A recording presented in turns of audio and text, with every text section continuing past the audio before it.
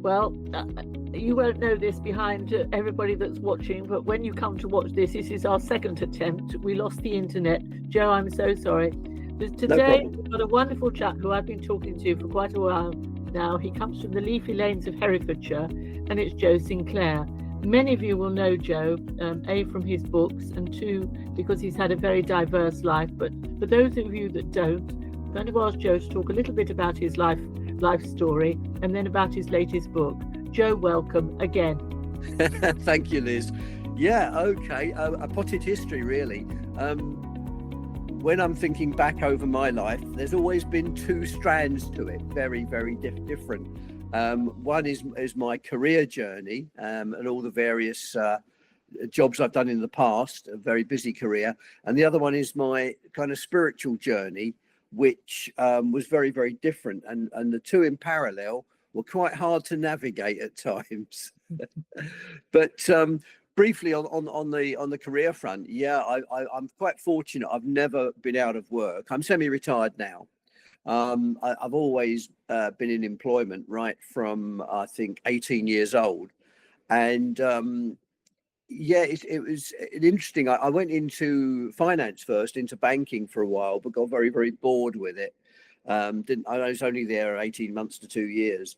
And then I got a job with Nationwide Building Society, but I was not in the kind of ordinary mainstream office. I was very fortunate to get interviewed for a head office role. And I was trained at a very young age, early 20s. I was trained as a problem analyst and problem solver. So my job was to analyze issues or problems within the organization and solve them. And I really took to that, and I really enjoyed it because every day was different. I was never bored. And I really enjoyed working for, it was a good company to work for, but I got headhunted fairly early on by one of the big five management consultancies in London, who wanted a problem solver that would travel around the world at short notice. And I had a very, what I call a very James Bond life at that time. It was first class traveling around the world, staying in 5-star hotels with an unlimited expense account, fast cars.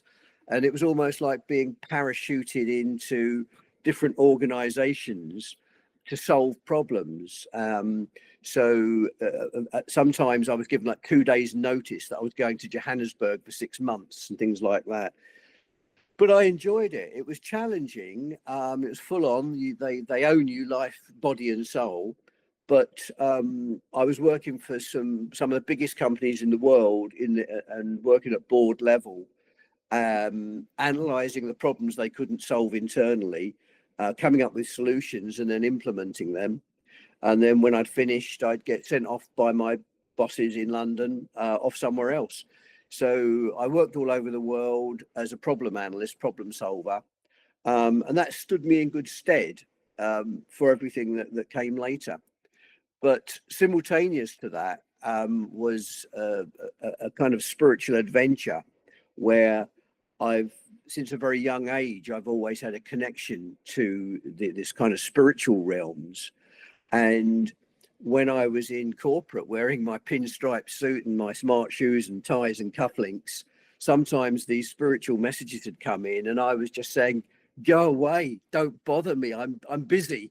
But now, in my retirement years, I'm opening the channels up now, and I'm not restricting it anymore. So there's a very quick potted history. Well, that's fantastic, Joe. Yeah, when you get to go around the world and to get to into various, I can understand the pull because, like my mother always used to say, "Now, where is she working now?" Because I had a boss once, and he said, "A year to learn a job, a year to do it well, and a year to get fed up with it." And if I went 3 years, I can tell you now, it was a miracle. Yes. So, it's fair if you've got an inquiring mind. I couldn't do into the council offices when you're 18 years old at 9 o'clock in the morning and coming out at 60 at 5 o'clock at the other end. I just couldn't do it, Joe. No, no. No, it's but my career was very interesting and diverse, and yeah, had some interesting challenges, but I quite enjoyed those challenges. That's fantastic. Now you've written. We'll talk about Transcendence, which is your last book. Tell us briefly how many books you've written and on the subjects of which you've written them on. Yeah, well, I've got them actually here beside me, so I can show you the first published book. I actually wrote it in 1986, and it was after a very realistic, shall we say, dream. Except it wasn't a dream, it was much more than a dream. It was like watching a whole movie end to end that was so profound. And I think it was the spirit world giving me messages that I just wrote down over the next couple of weeks after the dream. I turned it into a manuscript.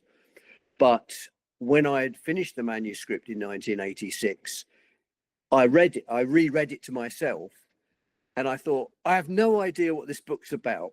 It was a novel because I'd watched a film and I reproduced the film, and it wasn't till 30 years later that my spiritual awareness had grown to the level that I actually understood my own manuscript. And this is the book, which is the novel. I seem to have frozen on the screen, but I don't know if you No, can you're see right. that. The feather in the stone. The Feather and the Stone. Yeah. Right.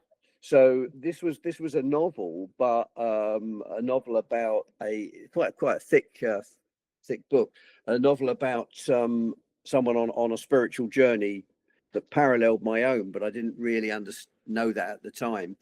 The second book that came out was this one here, which is called Contentment. Contentment. The subheading of 100 Keys to Total Life Fulfillment. And this one was when I was working as a problem solver, I often discovered that the problem's roots were with individuals, were with people. And if I helped those people with their problem, it usually solved the corporate problem.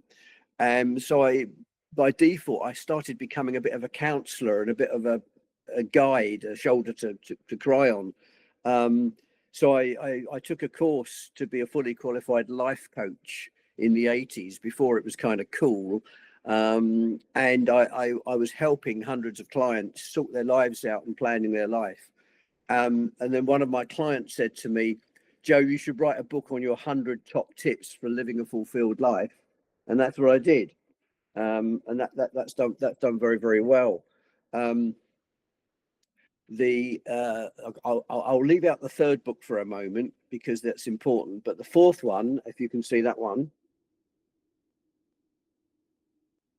7 Stages of the Soul. the 7 Stages of the Soul, and that was partly through experience and partly through my spiritual adventures that I realized that every single one of us alive on earth today is going through on our own life journey, our own spiritual journey. And there are 7 stages that we go through, from spiritual ignorance to full spiritual awareness. And what I discovered that I gradually started to understand when I met people. I would think, this person is a stage 2 soul, or a stage 4 soul, or a stage 7 soul. And I decided to put all that information into a book, because when you understand where someone is in terms of their soul level, you understand what they're about and where they're going, and you respect everybody. It doesn't matter if they're a stage 1 spiritual ignorance, they're still on a beautiful journey, and they will eventually arrive at stage 7. So that was the 7 Stages of the Soul. This one is the book that blows people's minds out of the water. The path to Indra. Path to Indra, yeah. Yeah. And what happened is, I'll keep this short because it's a story.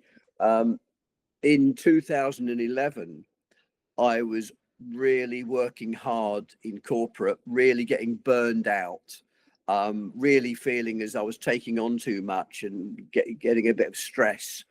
And this person walked into my life unexpectedly, and I kept a diary. I would call it a spiritual being came into my life unexpectedly, and basically it was like a metaphorical slap around the face saying, what are you doing wasting your time in management consultancy?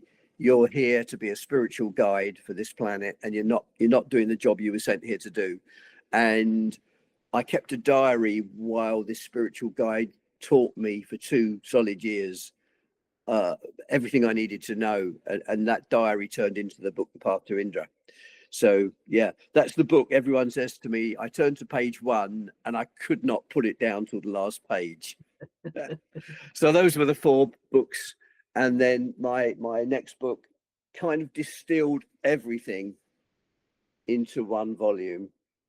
Transcendence. This is a 520-page tome, which came out in May this year, and it's doing very, very well. I'm giving talks at various book clubs and literary festivals, and yeah, it's getting some good feedback. So I'm very happy.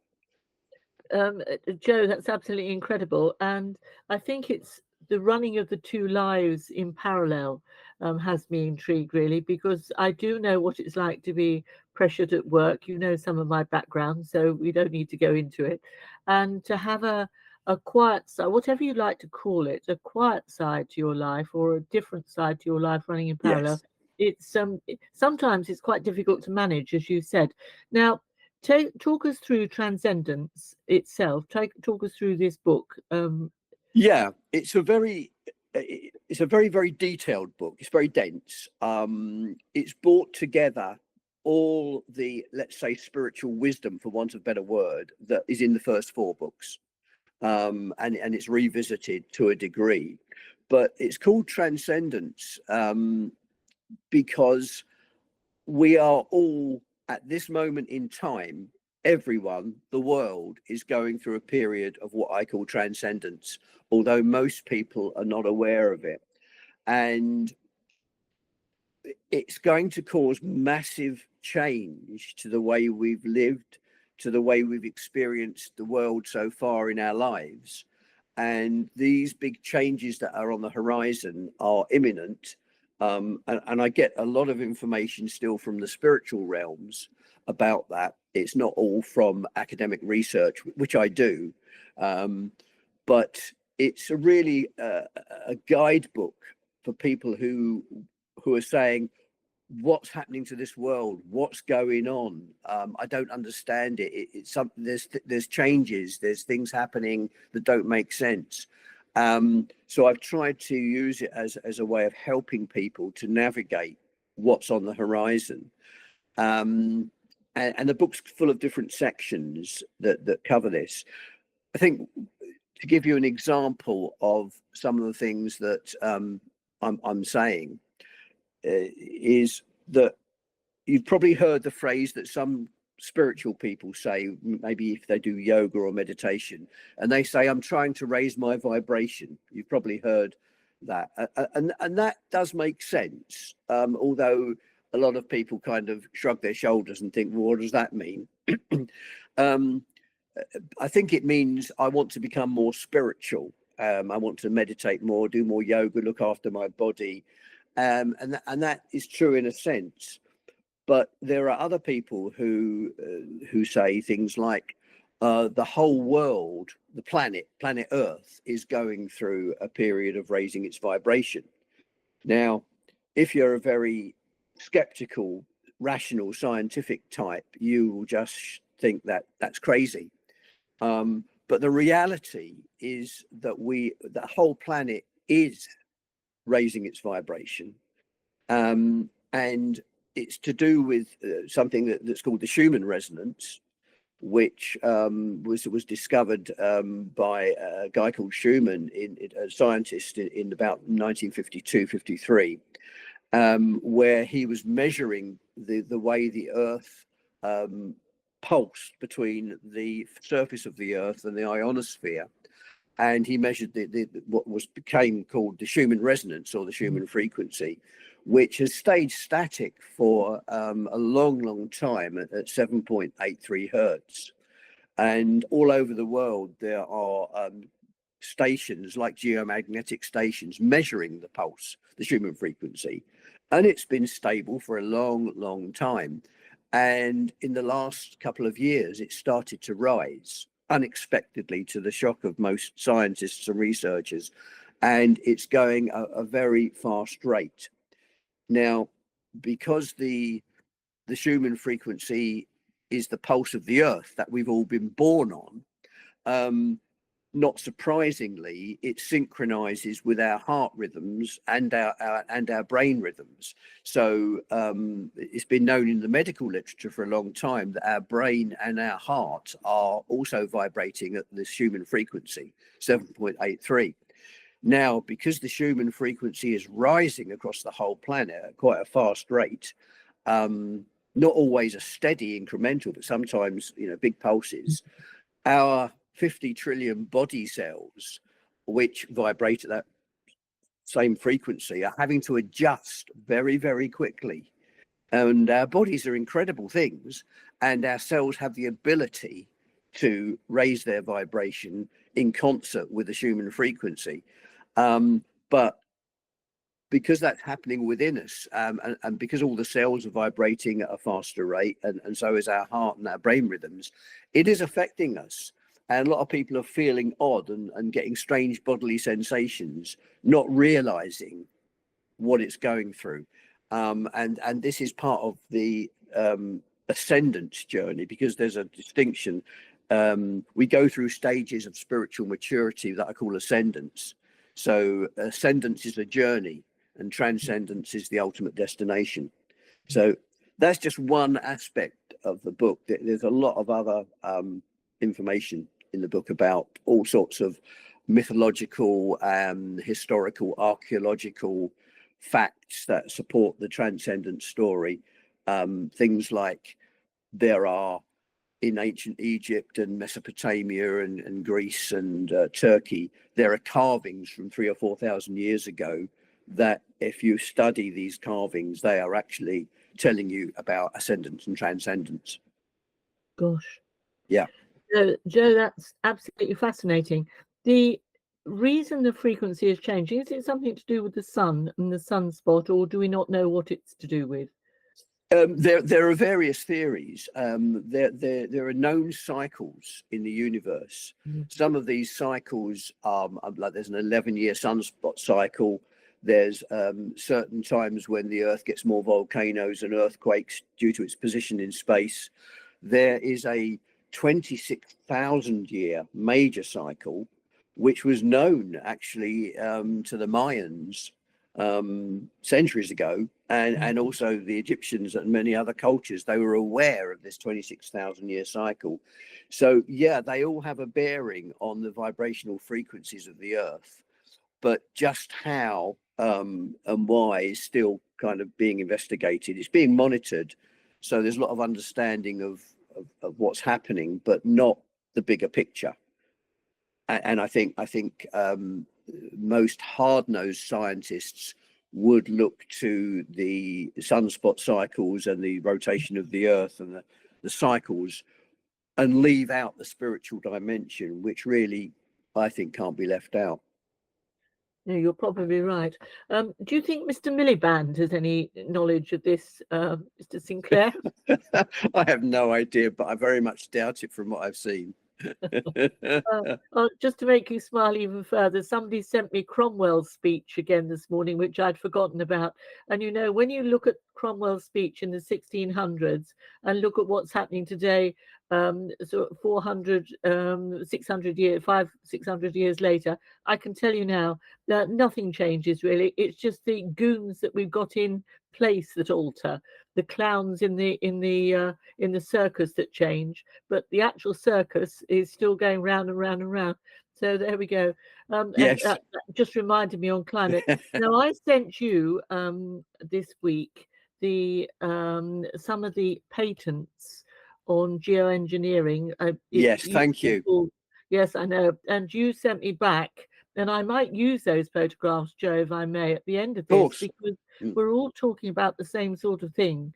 And it's so people say, oh, don't be silly. Of course they can't alter the clouds and the rain and climate and area. And of course they can.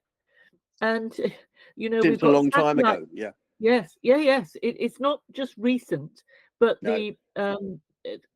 with the advancements in technology, then things can only get worse, I'm afraid, not better. Yeah. Yeah. I think Yeah. there's a lot of ignorance out there of people trying to play God. Mm. And I think the human race has got to that stage where aren't we clever? We can create this artificial intelligence, which at the moment seems to be falling over all over the place. Or yes, we can change the weather, we can change the landscape, we can create this, and there's a ignorance about the interconnections on this planet. Yes, you might have the scientific know-how to do something, but you don't have the experience of the interconnectedness and how one thing affects another. That's where we're ignorant. And the seeding of the clouds, I think, is going to be looked back upon as one of the hugest mistakes ever made. Yeah, you're quite right. You should never interfere with nature. No, Nature is it's what we're here on earth for. And I look round, Joe, and like you, I live in a lovely part of the world in the countryside. I live on 10 acres, can't see anybody else. It's absolutely wonderful, that's and great. and the grass is green, the trees are beautiful, fruit and veg and plants and flowers, etc., birds, the whole lot.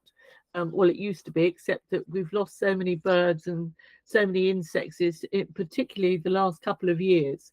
And it is only man's interference that has done it. And Yeah. that's what's so frightening. They have got no idea what they're doing. No, none at all. And I reflect back on my book, The Seven Stages of the Soul. And as I said earlier, um, you don't look down upon those who are inferior spiritually, because you respect that everyone is on their own journey, and they're all going through these seven stages of spiritual maturity. So there's nothing wrong with being a stage one soul, and congratulations if you become a stage seven soul. But I think, sadly, a lot of people who are causing the problems in this world today, to my mind, are in that stage one level of maturity. They might be brilliant scientists, they might have brilliant brains, but their awareness of the spiritual interconnectedness of this planet and the damage that they are imposing on it, I think there's a lot of ignorance there. Yes, I'd love you to talk to the people at BBC Verify, Mr. Sinclair, who Yeah, quite categorically said that all of us who put out things like hurricane and tornado manipulation were all complete and utter fruitcakes, and it's totally impossible and what have you. And yet the patent is there staring you in the face. yeah, yes, yes. That's a whole story in itself about the corruption of the patent office and things they do. Yeah, No, absolutely. But I think, when you look at I look at patents not just for climate change, but they've always fascinated me. And one that really fascinated me some years ago, before we had this latest inoculation, I'll call it, for want of a better word. It certainly isn't a vaccine, but no, Microsoft took one out on they could trace you through your bodily fluids. That's one of Microsoft's patents. Now, I thought to myself, now, how are they going to do that? And then, of course, you realize they put something into you, which, of course, you can then be traced. yeah, So it's all there in plain sight, as they say. But yes. to interfere with us like they're doing now, Joe, to me is it's satanic, it's reprehensible. I can't think of words bad enough to describe what's going on at the moment. No, you're absolutely right, and I'm on exactly the same wavelength, and I do a lot of research into those areas myself, so I'm well aware of it. I think my book Transcendence, it doesn't tackle those things directly, because that's not the of the book, although it does mention what's going on out there in the broadest sense.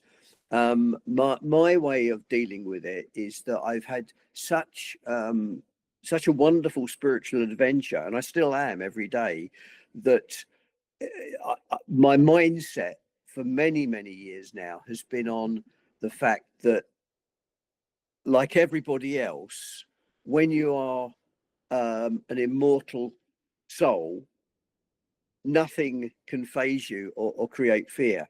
So it's when you're aware that you're on a spiritual journey, maybe through thousands of lifetimes, then you lose that fear of death or others affecting you, and you just think I'm kind of, once you have an immunity to fear and anxiety in that respect, then it doesn't phase you in the way that it does probably, sadly, millions and millions of people who are going through these horrific changes in the world, and all the wars and the conflicts and all the difficulties economically and socially.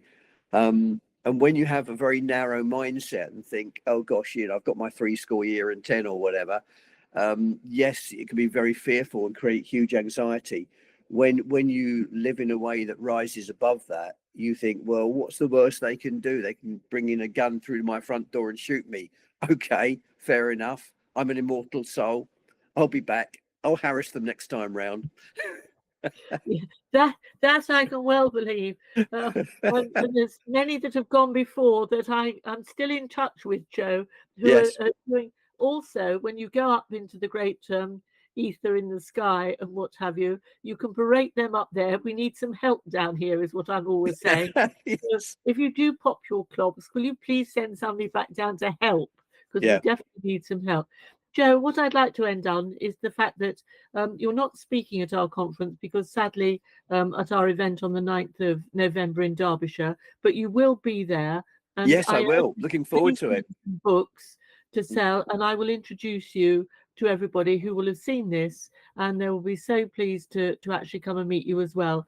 And then perhaps we'll have you at another event, because I'm hoping to do one about every 2-3 months. It takes quite a while to put them together. Sure. Come along to the next, but you will be at our one in Derbyshire on the 9th of November. So we will look forward to seeing you there. Yes, I look forward to it very much.